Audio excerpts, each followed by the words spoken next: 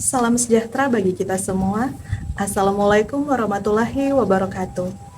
Om Swastiastu, Namo Buddhaya, salam kebajikan. Perkenalkan, nama saya Shalom Sisilia Kila, Sarjana Pendidikan.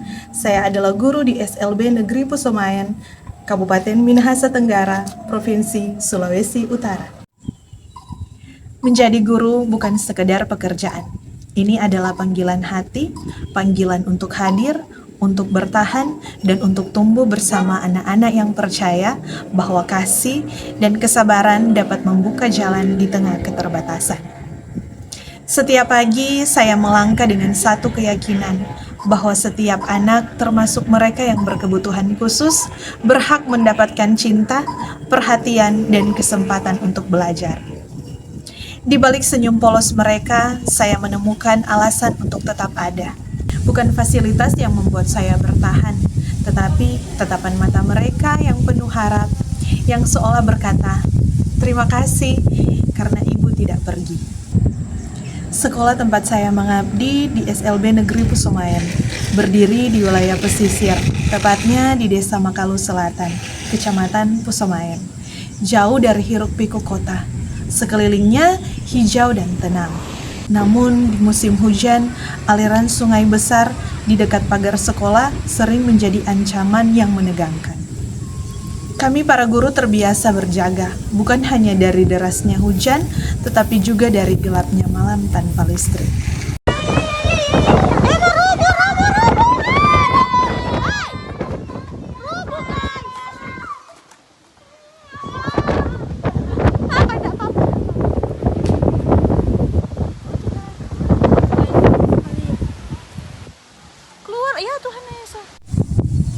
Sekolah ini memang sederhana, namun di dalamnya ada kisah tentang keteguhan, tentang guru yang memilih untuk tetap hadir meski jauh dari rumah dan keluarga.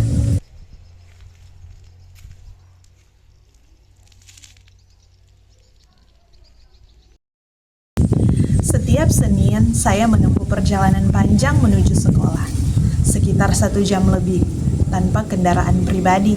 Saya berganti-ganti tumpangan, angkot, ojek, bentor, hanya untuk tiba di tempat yang saya sebut rumah kedua. Kehidupan di sekolah bukan hanya tentang belajar di kelas, kami juga hidup bersama para siswa di asrama.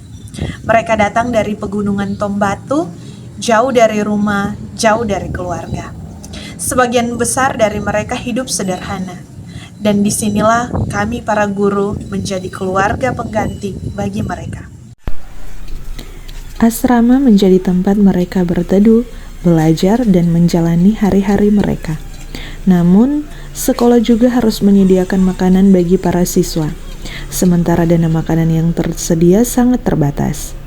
Tidak jarang kami para guru harus ikut mengeluarkan uang pribadi agar anak-anak tetap bisa makan dengan layak. Ketika dana makanan terbatas, kami harus memutar otak agar anak-anak tetap makan dengan layak. Dari situ lahir satu ide sederhana namun bermakna, memanfaatkan potensi lokal pisang goroho. Biasanya masyarakat sekitar mengonsumsi pisang goroho sebagai cemilan atau pelengkap makanan. Namun dalam situasi mendesak, saya mencoba sesuatu yang berbeda. Mengolah pisang goroho menjadi abon, dikombinasikan dengan ikan. Kalau umumnya abon dicampur kentang, maka saya mengganti kentang dengan pisang goroho yang diparut, dikeringkan kemudian dimasak bersama ikan dan bumbu sederhana. Rasanya gurih, awet disimpan, dan bisa menjadi lauk hemat untuk beberapa hari. Yang lebih istimewa, abon ini kami buat bersama siswa-siswa tunarungu di asrama.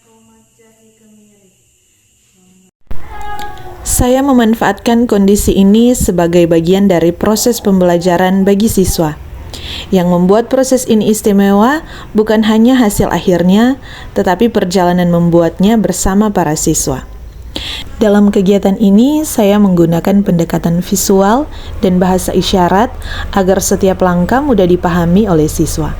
Proses ini bukan sekedar memasak, melainkan menjadi bahan ajar kontekstual di mana anak-anak belajar kemandirian, tanggung jawab, serta mengenal potensi bahan pangan lokal mereka sendiri. Ikan, isyarat ikan, dan pisang. Apa? Mereka ikut dari awal, memanen pisang, mengiris pisang, membersihkan ikan, dan memasak dengan bumbu-bumbu sederhana.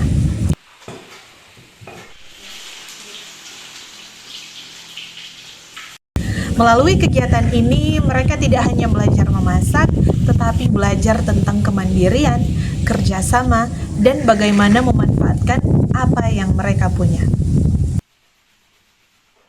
Di kelas, saya memperkuat pembelajaran ini dengan aplikasi Canva, membuat materi bergambar yang menarik dan kontekstual. Dan melalui EducaPlay, saya membuat kuis interaktif untuk menilai pemahaman mereka. Anak-anak belajar sambil bermain, belajar sambil tertawa, belajar untuk percaya kepada kemampuan mereka sendiri. Setiap kali mereka mencicipi hasil tangan sendiri, saya melihat rasa bangga yang tak bisa disembunyikan. Mereka menikmati hasil kerja keras mereka, dan itu jauh lebih berarti dari sekedar nilai di atas kertas. Abon Pisang Goroho bukan hanya solusi atau keterbatasan, tapi simbol dari harapan bahwa dari hal sederhana pun kita bisa melahirkan sesuatu yang bermakna. Saya belajar banyak hal dari anak-anak ini, tentang ketulusan, tentang kesabaran, tentang arti bertahan dengan hati yang penuh syukur. Dulu saya sempat ragu, mampukah saya menjalani semua ini? Namun setiap senyum mereka menjawab keraguan itu. Saya sadar, dedikasi bukan soal besar kecilnya tindakan, tetapi tentang hati yang terus memilih untuk hadir dengan hati yang tulus, bertahan dalam keterbatasan, dan tumbuh bersama siswa-siswa hebat. Perjalanan ini mengajarkan saya bahwa kekuatan pendidikan tidak selalu datang dari tempat yang serba cukup. Kadang justru lahir dari keterbatasan, dari hati yang tulus, untuk terus mengabdi. Guru bukan hanya pengajar, tapi penjaga harapan. Dan di setiap langkah kecil, kami menanam benih masa depan bangsa. GTK hebat, Indonesia kuat. Karena kami hadir, bertahan, dan tumbuh bersama. Saya Agnes Latoharhari, selaku rekan sejawat dari Ibu Shalom Cecilia Kila.